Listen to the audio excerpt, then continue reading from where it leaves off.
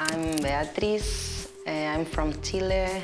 I've been living here in Berlin for 2 months. I used to work in H&M in Chile as visual merchandising for 2 years. Then I want to know the world, start to travel. So I leave all that behind and I started to know Europe. Since when I was little, I always loved fashion.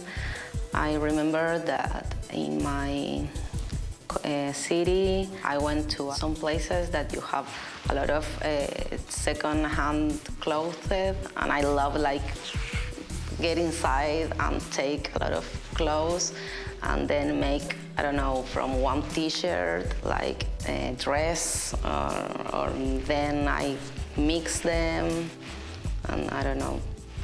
I think that's my inspirations. I want to start to investigate this and to take the artificial intelligence as a guide. If could be a better guide for my life than my intuition or myself, or maybe work together. Could the AI have a better decision than my own intuition?